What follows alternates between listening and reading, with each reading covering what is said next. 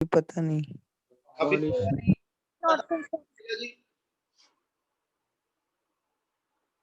पता कितना चलू सर जब एक सरफेस पे फ्रिक्शन सरफेस होगी और एक सरफेस ते रफ होगी। चलो ਆਪਾਂ ਟਾਈਮ ਵੇਸਟ ਨਹੀਂ ਕਰ ਰਹੇ। ਸੁਣੋ, ਜਿੱਦਾਂ ਆਪਾਂ ਮਿਰਰ ਨੂੰ ਚੈੱਕ ਕਰਨ ਲਈ ਇਹ ਕਵਾਂਗੇ ਕਿ ਵੀ ਮਿਰਰ ਦੀ ਇੱਕ ਸਾਈਡ ਜਿਹੜੀ ਆ ਉਹ ਪੋਲਿਸ਼ਡ ਹੋਣੀ ਚਾਹੀਦੀ। ਜਿੱਦਾਂ ਮਿਰਰ 'ਚ ਆਪਾਂ ਕਹਿੰਦੇ ਕਿ ਉਹਦੀ ਇੱਕ ਸਾਈਡ ਪੋਲਿਸ਼ ਹੋਣੀ ਚਾਹੀਦੀ ਆ, ਇਦਾਂ ਹੀ ਜਦੋਂ ਤੁਸੀਂ ਕਿਸੇ ਸਰਫੇਸ ਨੂੰ ਚੈੱਕ ਕਰਨਾ ਕਿ ਉਹ ਕਿਹੜੀ ਰਿਫਰੈਕਟਿੰਗ ਸਰਫੇਸ ਆ, ਤੇ ਅਸੀਂ ਉਹਨੂੰ ਬੇਟਾ ਐਸ ਚੈੱਕ ਕਰਦੇ ਆ ਕਿ ਇਹਦਾ ਰੇਅਰਰ ਮੀਡੀਅਮ ਕਿੱਧਰ ਆ ਤੇ ਡੈਂਸਰ ਮੀਡੀਅਮ ਕਿੱਧਰ। ਹਮੇਸ਼ਾ ਕਿਸੇ ਵੀ ਸਰਫੇਸ ਨੂੰ ਜਦੋਂ ਆਇਡੈਂਟੀਫਾਈ ਕੀਤਾ ਜਾਏਗਾ, ਹਮੇਸ਼ਾ ਅਸੀਂ ਉਹਨੂੰ ਉਹਦੇ ਰੇਅਰਰ ਸਾਈਡ ਤੋਂ ਆਇਡੈਂਟੀਫਾਈ ਕਰਾਂਗੇ। ਜੇ ਮੈਂ ਇਹਦੇ ਇੱਧਰ ਰੇਅਰਰ ਵਰਡ ਲਿਖ ਦਵਾਂ ਤੇ ਆਹ ਕੰਸੀਡਰ ਕਰਨ ਡੈਂਸਰ ਆ, ਡੈਂਸਰ ਨੂੰ ਸ਼ੋ ਕਰਨ ਦਾ ਮੈਥਡ ਇਹ ਹੋਏਗਾ, ਇੱਥੇ ਲਾਈਨਾਂ ਲਾ ਦਾਂਗੇ ਬੇਟਾ। ਆ ਲਾਈਨਸ ਲਗਾਉਣ ਦਾ ਮਤਲਬ ਇਹ ਹੋਏਗਾ ਕਿ ਇੱਧਰ ਸਾਰੀ ਥਾਂ ਤੇ ਤੁਹਾਡਾ ਗਲਾਸ ਭਰਿਆ ਹੋਇਆ, ਆ ਗਲਾਸ ਮੀਡੀਅਮ ਆ ਔਰ ਇੱਧਰਲੇ ਪਾਸੇ 에ਅਰ ਮੀਡੀਅਮ ਆ। ਇੰਨੀ ਗੱਲ ਸਮਝ ਲੱਗੀ? Yes sir. ਤੇ ਇਸ ਮੂਮੈਂਟ ਤੇ ਇਹ ਰੇਅਰਰ ਮੀਡੀਅਮ ਸਾਈਡ ਤੋਂ ਜੇ ਆਬਜ਼ਰਵ ਕਰਾਂ ਤੇ ਬੇਟਾ ਰੇਅਰਰ ਮੀਡੀਅਮ ਸਾਈਡ ਵੱਲੋਂ ਇਹ ਮੇਰੀ ਕਨਵੈਕਸ ਸਰਫੇਸ ਅਪੀਅਰ ਹੋਏਗੀ। ਇਹਦਾ ਮਤਲਬ ਆ ਮੇਰੀ ਕਨਵੈਕਸ ਰਿਫਰੈਕਟਿੰਗ ਸਰਫੇਸ ਆ, ਠੀਕ ਹੈ, ਇਹ ਮੇਰੀ ਕਨਵੈਕਸ ਰਿਫਰੈਕਟਿੰਗ ਸਰਫੇਸ ਆ। ਤੇ ਜੇ ਇਹਦੀ ਥਾਂ ਤੇ ਸਰਫੇਸ ਆਪਾਂ ਇਦਾਂ ਬਣਾ ਦਈਏ, ਠੀਕ ਹੈ ਜੀ, ਇਹਦੀ ਥਾਂ ਤੇ ਸਰਫੇਸ ਕੁਝ ਇਸ ਵੇ ਨਾਲ ਬਣਾ ਦਾਂ ਤੇ ਇਹਦਾ ਮਤਲਬ ਆ ਬੈਕ ਸਾਈਡ ਤੇ ਗਲਾਸ ਮੀਡੀਅਮ ਫਿਲਡ ਕੀਤਾ ਹੋਇਆ, ਠੀਕ ਹੈ, ਔਰ ਫਰੰਟ ਸਾਈਡ ਮੇਰੀ ਰੇਅਰਰ ਆ ਤੇ ਇਹ ਰੇਅਰਰ ਵਾਲੇ ਪਾਸਿਓਂ ਡੂੰਗੀ ਸਰਫੇਸ ਆ ਤੇ ਇਹ ਮੇਰੀ ਐਸ ਸੱਚ ਕਨਕੇਵ ਸਰਫੇਸ ਆ। ਕਲੀਅਰ ਆ बेटा? इतना समय लग रहा जी? Yes sir. Yes sir. चलो, तो इस वे ना किसी भी सरफेस ਨੂੰ ਜਦੋਂ ਆਇਡੈਂਟੀਫਾਈ ਕਰਨਾ ਕਿ ਉਹ ਰਿਫਰੈਕਟਿੰਗ ਕਿਹੜੀ ਨੇਚਰ ਦੀ ਆ, ਕਨਕੇਵ ਆ ਕਿ ਕਨਵੈਕਸ ਆ, ਹਮੇਸ਼ਾ ਸਭ ਤੋਂ ਪਹਿਲਾਂ ਅਸੀਂ ਉਹਦੇ ਅਕੋਰਡਿੰਗਲੀ ਰੇਅਰਰ ਸਾਈਡ ਡਿਸਾਈਡ ਕਰ ਲਾਂਗੇ।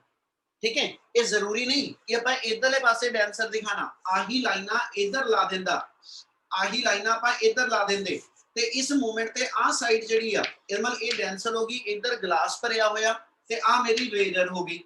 ਹੁਣ ਇਹ ਐਸ ਸੱਚ ਮੇਰੀ ਜਿਹੜੀ ਸਰਫੇਸ ਆ ਇਹ ਕਨਕੇਵ ਕੰਸੀਡਰ ਹੋ ਜਾਏਗੀ। ਠੀਕ ਹੈ, ਇਹਦੇ ਵਿੱਚ ਆਪਾਂ ਐਸ ਸੱਚ ਜਿਹੜੀਆਂ ਲਾਈਨਾਂ ਇਸ ਸਾਈਡ ਨਾਲ ਲਾ ਕੇ ਇਧਰ ਲਾ ਦਈਏ ਤੇ ਇਧਰੋਂ ਇਹ ਡੈਂਸਰ ਹੋ ਗਿਆ, ਇਧਰੋਂ ਇਹ ਰੇਅਰਰ ਹੋ ਗਿਆ, ਹੁਣ ਇਹ ਮੇਰੀ ਕਨਵੈਕਸ ਹੋ ਜੂਗੀ।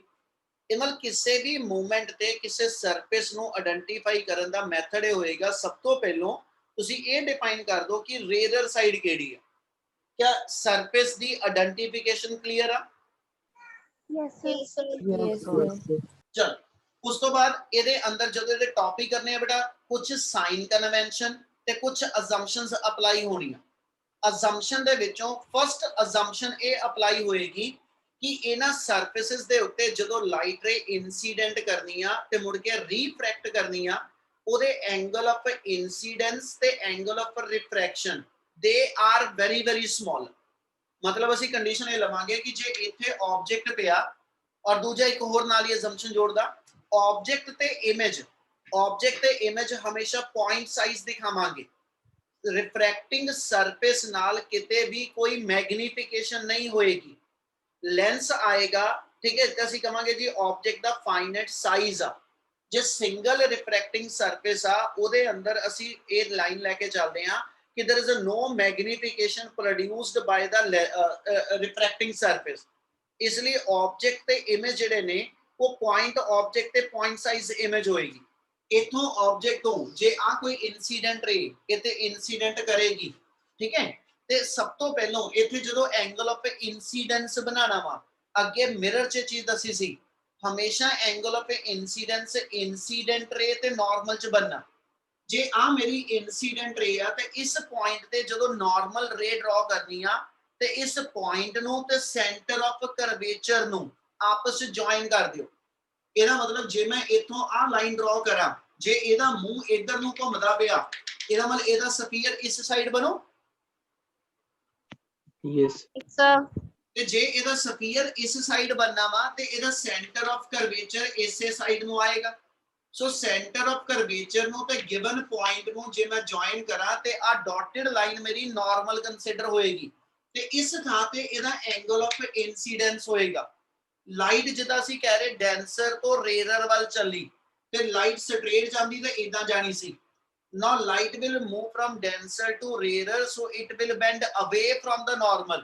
ਹੁਣ ਆ ਨਾਰਮਲ ਆ ਸਟ੍ਰੇਟ ਪਾਥ ਆ, ਲਾਈਟ ਕੁਝ ਇਸ ਵੇ ਨਾਲ ਇੱਧਰ ਨਿਕਲ ਜਾਣੀ ਆ ਤੇ ਜਦੋਂ ਲਾਈਟ ਇਸ ਸਾਈਡ ਨੂੰ ਮੂਵ ਕਰਕੇ ਜਾਣੀ ਆ ਤੇ ਇਹਨੇ ਐਸ ਸੱਚ ਨਾਰਮਲ ਵਾਲੀ ਰੇ ਨਾਲ ਇੱਥੇ ਐਂਗਲ ਆਫ ਰੀਫ੍ਰੈਕਸ਼ਨ ਬਣਾਣਾ।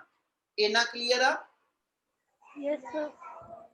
ਤੇ ਅਜ਼ੰਪਸ਼ਨ ਇਹ ਹੋਏਗੀ ਕਿ ਜਦੋਂ ਮੈਂ ਇਸ ਪੁਆਇੰਟ ਤੇ ਸਨੈਲ ਲਾਅ ਲਾਣਾ, A ਵਾਲੇ ਪੁਆਇੰਟ ਤੇ ਸਨੈਲ ਲਾਅ ਲਗਾਣਾ ਤੇ ਸਨੈਲ ਲਾਅ ਦੇ ਅੰਦਰ ਮੈਨੂੰ ਸਾਈਨ I ਤੇ ਸਾਈਨ R ਚਾਹੀਦੇ ਆ। ਉੱਥੇ ਅਜ਼ੰਪਸ਼ਨ ਇਹ ਲੱਗੇਗੀ if angle are very small ਤੇ then sine I approximately written equal to I, ਸਾਈਨ R approximately written to R।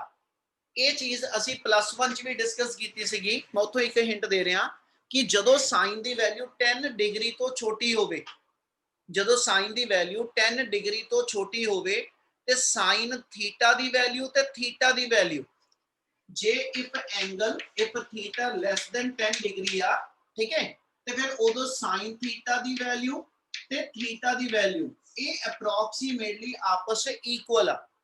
ਮਤਲਬ ਕੀ ਕਹਿ ਰਿਹਾ, ਜੇ ਮੈਂ ਸਾਈਨ 5 ਡਿਗਰੀ ਕਵਾਂ ਤੇ ਆ ਨਹੀਂ ਕਹਿ ਰਿਹਾ ਕਿ 5 ਡਿਗਰੀ ਦੀ ਵੈਲਿਊ 5 ਆ, ਠੀਕ ਹੈ, ਆ ਨਹੀਂ ਕਹਿ ਰਿਹਾ। 5 ਡਿਗਰੀ ਨੂੰ ਰੇਡੀਅਨ ਚ ਬਦਲਾਂਗੇ, 5 ਡਿਗਰੀ ਨੂੰ ਰੇਡੀਅਨ ਚ ਬਦਲਾਂਗੇ। ਕਨਵਰਜਨ ਆ ਹੁੰਦੀ ਹੈ ਸਾਡੇ ਕੋਲ ਪਾਈ ਰੇਡੀਅਨ 180 ਡਿਗਰੀ ਦੇ ਬਰਾਬਰ ਹੋਏਗਾ।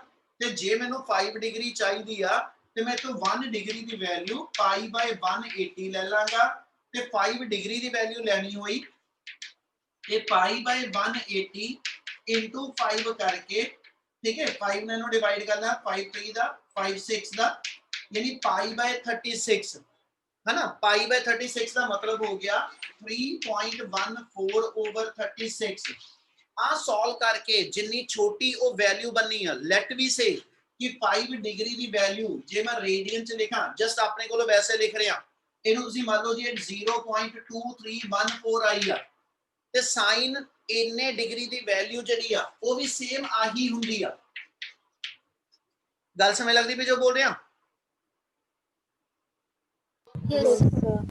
ਜੇ ਪੁੱਤ ਸਾਈਨ 5 ਡਿਗਰੀ ਦੇ ਮੈਂ ਸਾਈਨ 5 ਡਿਗਰੀ ਨੂੰ ਰੇਡੀਅਨ ਚ ਬਦਲ ਲਵਾਂ, 5 ਡਿਗਰੀ ਦੇ ਜਿੰਨੇ ਰੇਡੀਅਨ ਬਣਨੇ ਆ, ਠੀਕ ਹੈ, ਤੇ ਇੰਨੇ ਰੇਡੀਅਨ ਐਂਗਲ ਦੀ ਸਾਈਨ ਵੈਲਿਊ ਸੇਮ ਆਈ ਆਂਦੀ ਆ ਔਰ ਇਹ 10 ਡਿਗਰੀ ਤੱਕ ਇਹ ਕੰਡੀਸ਼ਨ ਐਪਲੀਕੇਬਲ ਆ। ਇਹਦਾ ਮਤਲਬ ਇਹ ਹੋ ਗਿਆ ਕਿ ਜੇ ਇਸ ਵੇ ਨਾਲ ਕੰਡੀਸ਼ਨ 10 ਡਿਗਰੀ ਤੱਕ ਲਗਾਉਂਦਾ ਜਾਵਾਂ, ਰੇਡੀਅਨ ਚ ਜਿੰਨਾ ਐਂਗਲ ਬਣੇਗਾ ਉਨੀ ਉਹਦੀ ਵੈਲਿਊ ਬਣਨੀ ਹੈ। ਤੇ ਫਿਰ ਇਹਦਾ ਮਤਲਬ ਇਹ ਹੋ ਗਿਆ ਸਮਾਲ ਐਂਗਲ ਵਾਸਤੇ ਆ ਕੰਡੀਸ਼ਨ ਕਿ sin theta approximately equal to theta, ਇਹ ਕੰਡੀਸ਼ਨ ਸਾਡੀ ਉਸ ਮੂਮੈਂਟ ਤੇ ਐਪਲੀਕੇਬਲ ਹੋਏਗੀ। ਤੇ ਸਾਡੀ ਅਜ਼ੰਪਸ਼ਨ ਇਸ ਫਿਗਰ 'ਚ ਰਹੇਗੀ ਕਿ angle of incidence and angle of refraction are very small, they are so small ਕਿ ਵੀ ਕੈਨ ਰਾਈਟ ਕਿ ਵੀ sin i ਨੂੰ ਅਸੀਂ i ਔਰ sin r ਨੂੰ ਅਸੀਂ r ਡਿਫਾਈਨ ਕਰ ਪਾਵਾਂਗੇ। ਕਲੀਅਰ ਆ? Yes, sir. Yes, ਓਏ ਬੱਚੇ ਰਿਸਪੌਂਡ ਕਰਿਆ ਕਰੋ, ਇੰਨੀ ਗੱਲ ਸਮਝ Yes, ਲੱਗ ਗਈ? sir. Yes, sir. yes, sir. ਇਹਦੀ ਇੱਕ ਅਜ਼ੰਪਸ਼ਨ ਹੋਰ ਰਹੇਗੀ, ਆਪਾਂ ਜਦੋਂ ਐਸ ਸੱਚ ਇਹਦੇ ਅੰਦਰ ਕੋਈ ਡਿਸਟੈਂਸ ਮੇਜਰ ਕਰਨੇ, ਆ ਇਹਦਾ ਪੋਲ ਹੋਏਗਾ, ਇਹਦੀਆਂ ਕਾਮਨ ਟਰਮ ਜਿਹੜੀਆਂ ਨੇ ਉਹ ਮਿਰਰ ਵਾਲੀਆਂ ਹੀ ਆ ਬੇਟਾ ਤਕਰੀਬਨ, ਠੀਕ ਹੈ। ਆ ਮੇਰੇ ਕੋਲ ਐਸ ਸੱਚ ਸਰਫੇਸ ਦਾ ਜਿਹੜਾ ਮੇਰੇ ਕੋਲ ਸਫੈਰਿਕਲ ਸਰਫੇਸ ਉਹਦਾ ਪੋਲ ਹੈਗਾ। ਜੇ ਮੰਨ ਲਓ ਇਥੋਂ ਇਨਸੀਡੈਂਟ ਰੇ ਲਿੱਤੀ ਔਰ ਇਸ A ਪੁਆਇੰਟ ਤੋਂ ਮੈਂ ਕੋਈ ਪਰਪੈਂਡੀਕੂਲਰ ਡਰਾ ਕੀਤਾ, A ਪੁਆਇੰਟ ਤੋਂ ਮੈਂ ਕੋਈ ਪਰਪੈਂਡੀਕੂਲਰ ਡਰਾ ਕੀਤਾ ਤੇ ਇੱਥੇ ਇੱਕ ਅਜ਼ੰਪਸ਼ਨ ਲਗਾਵਾਂਗੇ aperture of the refracting surface is very small. Aperture ਦਾ ਮਤਲਬ ਹੋਏਗਾ ਕਿ ਆ ਜਿਹੜੀ ਰਿਫਰੈਕਟਿੰਗ ਸਰਫੇਸ ਹੈਗੀ ਆ ਇਹ ਬਹੁਤ ਛੋਟੀ ਆ, that is so small कि that n and p they are very much close and we replace n with p during the calculation। ਇਹਦਾ ਮਤਲਬ ਮੇਰੀ ਕੈਲਕੂਲੇਸ਼ਨ ਦੇ ਅੰਦਰ ਜੇ ਕੋਈ ਡਿਸਟੈਂਸ ਮੰਨ ਲਓ ਇੰਨਾ ਆਇਆ, ਇੱਥੇ ਆਬਜੈਕਟ ਪਿਆ ਤੇ ਆ ਪੋਲ ਤੋਂ ਲੈ ਕੇ O ਤੱਕ ਦਾ ਡਿਸਟੈਂਸ ਆਬਜੈਕਟ ਡਿਸਟੈਂਸ ਆ। ਕੈਲਕੂਲੇਸ਼ਨ ਵੇਲੇ ਕਿਤੇ ਮੇਰਾ ਡਿਸਟੈਂਸ NO ਚੱਲਦਾ ਹੋਇਆ, ਕੈਲਕੂਲੇਸ਼ਨ ਵੇਲੇ ਮੇਰਾ ਕਿਤੇ ਡਿਸਟੈਂਸ ਦੀ ਵੈਲਿਊ NO ਆਂਦੀ ਹੋਈ ਤਾਂ ਅਸੀਂ ਅਜ਼ੰਪਸ਼ਨ ਇਹ ਲਗਾ ਕੇ ਕਿ ਅਪਰਚਰ ਸਮਾਲ ਆ, ਸੋ ਸਮਾਲ ਕਿ n and p they are very much close, ਮਤਲਬ ਐਡਾ ਵੱਡਾ ਅਪਰਚਰ ਨਹੀਂ ਹੈਗਾ ਰਿਫਰੈਕਟਿੰਗ ਸਰਫੇਸ ਦਾ, ਅਪਰਚਰ ਮੇਰਾ ਇੰਨਾ ਕੀ ਆ ਤੇ ਇਸ ਅਪਰਚਰ ਦੇ ਵਿੱਚ ਇੱਥੇ P ਤੇ ਆ ਜਿਹੜੇ ਇੱਥੇ ਮੈਂ ਡਰਾ ਕਰਾਂ ਉਹ ਇੰਨੇ ਕੁ ਕਲੋਜ਼ ਨੇ ਪੁਆਇੰਟ ਕਿ ਵੀ ਅਸੀਂ N ਨੂੰ P ਨਾਲ ਰਿਪਲੇਸ ਕਰ ਸਕਦੇ ਹਾਂ।